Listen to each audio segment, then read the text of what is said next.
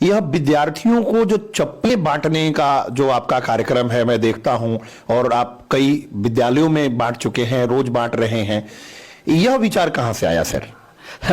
ये एक छोटी सी घटना का मैं आपसे जिक्र करना चाहूंगा, यदि आप आदेश दें तो। देखिए, ये बात है आज से 7-8 महीने पहले की, जब मैं बेतिया से रामनगर की एक यात्रा पर था। वहाँ हमारे एक और चिकित्सक मित्र हैं, डॉक्टर धनंजय तिवारी, वो वहाँ एक जनरल सर्जन है, उनकी मैडम गायनेकोलॉजिस्ट हैं। तो मैं वहाँ गया हुआ था। वहाँ कभी कभी पेशेंट आ जाते हैं तो हमें भी कभी कभी वहाँ जाना पड़ता है। उसी बीच मैंने देखा कि देवराज में एक बच्चा रोड के किनारे ही बैठा हुआ था और उसका पैर खून से लथपथ था। हमने तुरंत गाड़ी रोकी और मैंने कारण जानना चाहा तो वो विद्यालय की तरफ जा रहा था, लेकिन उसके पैरों में कोई चप्पल ना था या कोई उसका और कोई जूता वगैरह ना था, जिसकी वजह से उसके पैर में कोई शीशा गड़ गया था।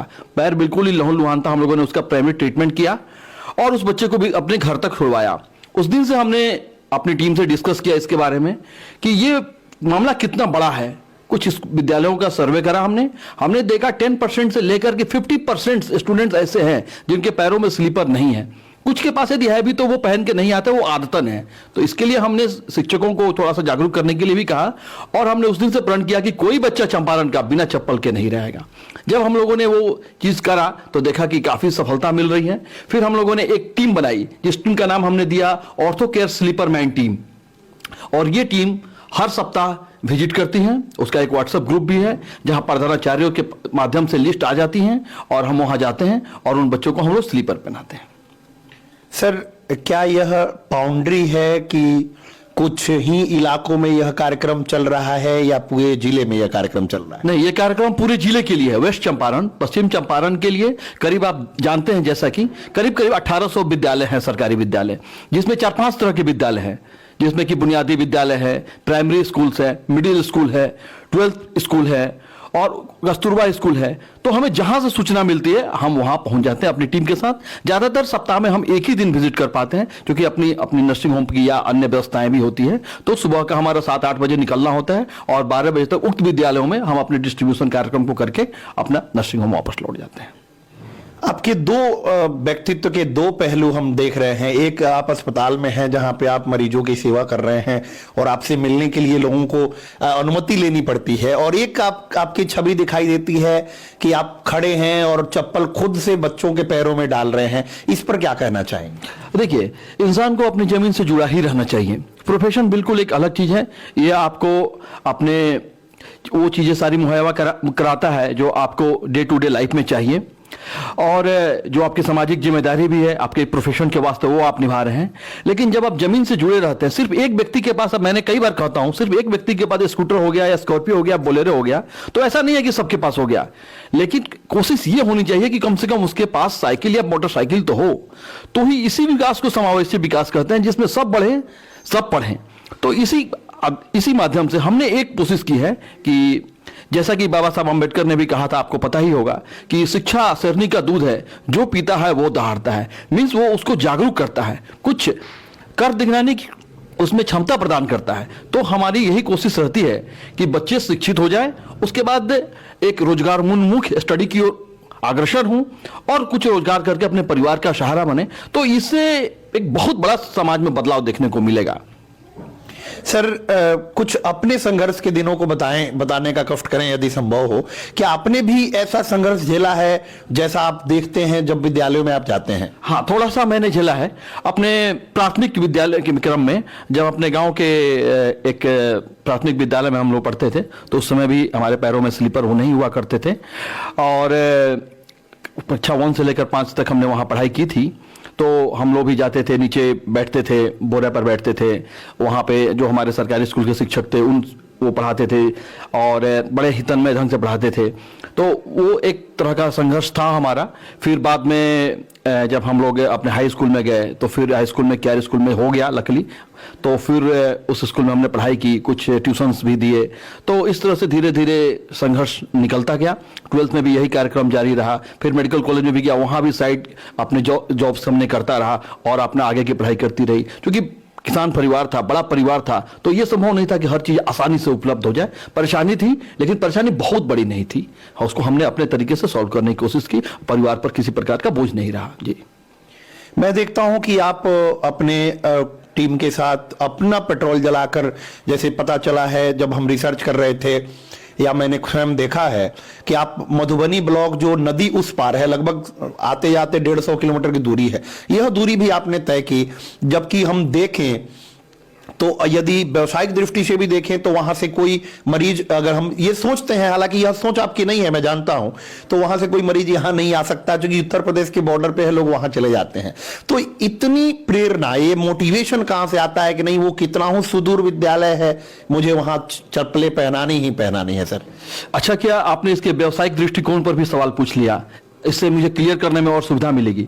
देखिए, जैसा कि आप जानते हैं कि सरकारी स्कूल में जो बच्चे पढ़ रहे हैं वो किसी प्रकार का ट्रीटमेंट वो प्राइवेट इंस्टीट्यूट में नहीं अफोर्ड कर सकते हैं। मैं हमेशा उनसे कहता हूं कि आपको ट्रीटमेंट की जरूरत हो, वहां के टीचर रेकमेंड कर देते हैं, उनके पास जो होगा उससे हम यहां इलाज कर देंगे अपने प्राइवेट सेटअप में, और गवर्नमेंट सेटअप में तो बिल्कुल फ्री ऑफ कॉस्ट करते ही हैं।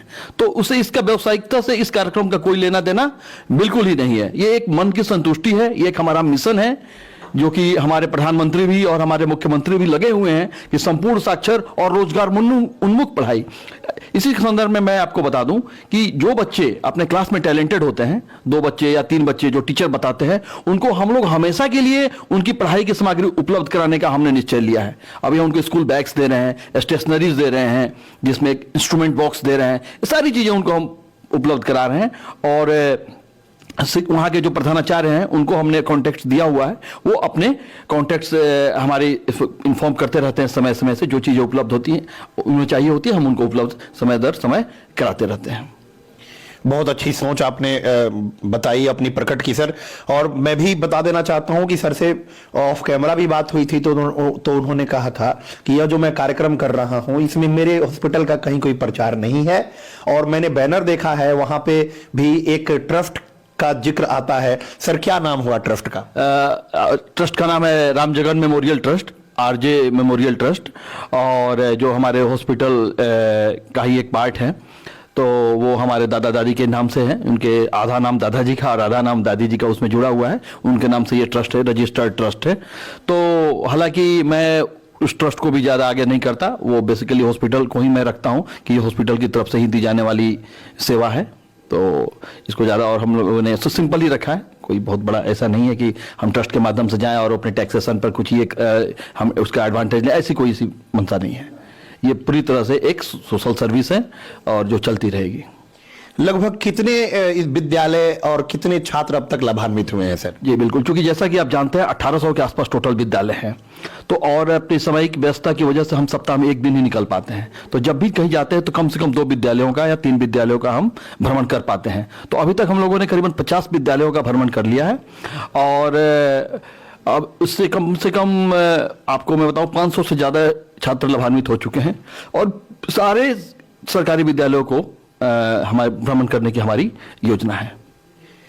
जैसा कि आपने बताया, क्या डॉक्टर उपेंद्र कुमार जी जब सारे विद्यालय भ्रमण कर लेंगे तो रुक जाएंगे या ये काफिला कारवां बढ़ता रहेगा? हाँ, आपने अगले कार्यक्रम के बारे में भी पूछ लिया इस प्रश्न के माध्यम से, तो मैं आपको बता दूं, बहुत जल्दी यहाँ के चंपारण के बच्चों के लिए एक व्यावसायिक कोचिंग की भी हम लोग व्यवस्था करने वाले हैं, जिसमें कि ये जो बच्चे 12 के बाद निकलते हैं तो ये उन्हें मुश्किल होती है कि अब ये क्या करें। कुछ बच्चे जो सक्षम होते हैं वो तो कोचिंग कर लेते हैं, तो उन बच्चों के लिए हम एक कोचिंग की भी व्यवस्था बड़ी जल्दी ही करने जा रहे हैं। हो सकता है आपको साल भर के अंदर ये सूचना भी मिल जाए। दूसरा जो है कि 5 क्लास, 10 क्लास और 12 क्लास, इसमें सबसे ज्यादा ड्रॉप आउट होता है, कभी कभी 8 क्लास में भी। तो हमारी यही कोशिश है कि 5वें क्लास जो प्राइमरी स्कूल है वहां ड्रॉप आउट ना हो, उन बच्चे को मिडिल स्कूल में एंट्री मिल जाए, वो आगे बढ़ जाएं। 8वें क्लास में ड्रॉप आउट ना हो और 10th में ना हो, तो इस ड्रॉप आउट को भी रोकना इस सर्विस के माध्यम से एक हमारा ये है। अदरवाइज गार्जियंस क्या करते हैं कि बच्चों को किसी न किसी व्यवसाय में उलझा देते हैं, हालांकि उनकी मजबूरी हो सकती है, तो इससे बच्चों की पढ़ाई टूट जाती है। तो अभी जैसे देखते हैं कि अभी आपके जो सेक्रेटरी हैं के पाठक जी, वो भी इस दिशा में काफी काम कर रहे हैं, तो वो भी हमारे एक प्रेरणा स्रोत हैं इसमें।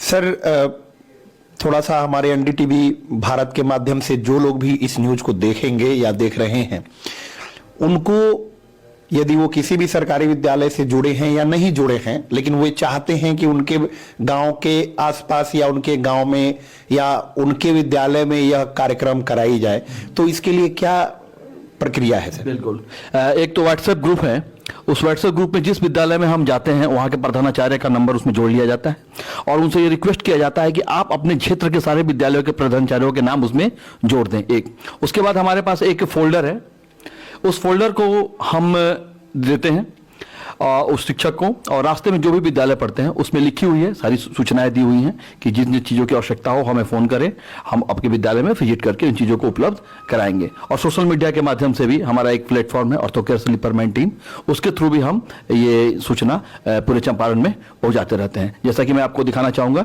ये एक छोटा सा फ्लायर है, तो ये फ्लायर है, ये सारे स्कूलों में उपलब्ध कराई जाती है। इसमें सारा डिटेल्स दिया हुआ है, क्या क्या चीज़ें हम उपलब्ध कराते हैं, कॉन्टेक्ट नंबर वगैरह सारी चीज़ें इसमें दी गई हैं। बहुत अच्छी पहल, और मैं बता देना चाहता हूं एनडीटीवी भारत के प्लेटफॉर्म से कि यह एक जो आप देख रहे हैं फ्लायर, ये उनके लिए है जो अपने विद्यालय में ऐसे बच्चों को ये सारी सुविधाएं उपलब्ध कराना चाहते हैं। मैं नंबर भी पढ़ देता हूं, यदि आप संपर्क करना चाहें तो नंबर है 9262534777, यानी कि 9262534777, 9262534777। तो जो लोग भी एनडीटीवी भारत से जुड़े हैं या हमारे न्यूज को देख रहे हैं, वो इस नंबर पर फोन करके भी अपने सरकारी स्कूल में यह कार्यक्रम करवा सकते हैं।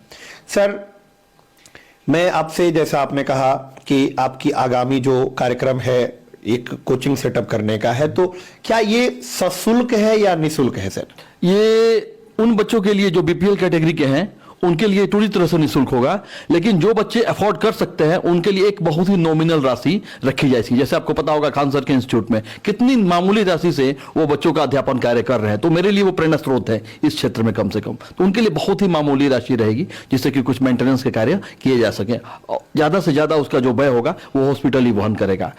आइडिया ये है, अब आप ये भी जान ही लें कि जो भी समाज हमें दे रहा है इसके माध्यम से, हमारे चिकित्सा व्यवसाय के माध्यम से, कोशिश यह है कि उनको ब्याज सहित वापस लौटा देना, क्योंकि यही परम सुख है। बुद्ध ने भी यही कहा था कि आप दूसरों का हित करें तो आपका जीवन अत्यंत सुखमय होगा। तो हम लोग बुद्ध के दर्शन से भी यहाँ काफी प्रभावित हैं। आपने बहुत प्रेरक बात कही है कि जो समाज हमें दे रहा है उसे समाज को लौटा देना अच्छा है। सर, आप क्या संदेश देना चाहते हैं या चाहेंगे, क्योंकि जैसा आपने कहा कि आप भी बहुत संघर्ष करके यहां तक पहुंचे हैं, तो ऐसे लोगों को आप क्या संदेश देना चाहते हैं जो एनडीटीवी के माध्यम से आपको देख रहे हैं या आप जो काम कर रहे हैं उससे वो प्रेरित हो रहे हैं, उनके लिए क्या संदेश है सर? बिल्कुल, बहुत ही सुंदर सवाल। तो मैं आपको ये कहना चाहूंगा कि हमारा जो टारगेट स्कूल है वो गवर्नमेंट स्कूल है, क्योंकि वो सबसे ज्यादा अभी नीडी स्कूल्स हैं। उन विद्यालयों के बच्चे को स्तर ऊंचा करना बहुत ज्यादा, मैं आपको सामाजिक परिप्रेक्ष्य में बता दूं तो उसमें अत्यंत ही गरीब के बच्चे हैं, जिसमें दलित समाज से या पिछड़े हुए समाज से बच्चे हैं। तो समाज का उस वर्ग को अभी उठाना अत्यंत ही आवश्यक है, जैसा कि हमारी केंद्र और राज्य सरकारें प्रयास कर रही हैं। तो हमारा टारगेट तो वो है, उन बच्चों को स्कूल उनका न टूटे, उनके जो गार्जियन हो किसी प्रकार का उनकी शिक्षा में व्यवधान न क्रिएट हो, उन बच्चों को थामना ही हमारा मेन उद्देश्य है। एक बात। दूसरा, मैं समाज से ये कहूंगा और उन गार्जियन से भी कि अपने बच्चों को स्कूल भेजते रहें। हाँ, वो तकलीफ में हम जानते हैं, घर में उनके बच्चे शायद उनको हेल्प कर सकते हैं, लेकिन थोड़ा वो अभी वो तकलीफ कर लेंगे तो बाद में उन्हें काफी सुविधा होगी, एक अच्छे जीवन की तरफ उनका परिवार अग्रसर हो सकता है। तो गार्जियन को मैं कहूंगा कि सारे बच्चों को स्कूल भेजते रहे। पोशाक राशि वगैरह सरकार ऑलरेडी दे रही है, खाना मिड डे मील वगैरह सब मिल रहा है, तो वो उन चीजों जो सरकार उन्हें दे रही है उन सब चीजों को वो बच्चों को साफ सुथरा करके वो विद्यालय में भेजते रहें। ये भी देखते रहें कि शिक्षक जो पढ़ा रहे हैं वो घर में भी उसका अभ्यास कराया जाए। मैं देखता हूँ विद्यालयों में, मैं बच्चों क्लास में भी जाता हूँ तो वहां देखता हूँ कि बच्चों के अभ्यास की अभी कमी है। तो सरकार ने बड़ा अच्छा व्यवस्था किया है कि 4th क्लास तक और 5th क्लास तक जो उनके पुस्तक हैं, बहुत सारी प्रैक्टिसिंग की जो व्यवस्था उनके पुस्तक में ही कर दी गई है। तो इससे बच्चों को, टीचर्स को ये चाहिए कि वो वहीं पे उनका अभ्यास करवा दें और चेक कर लें।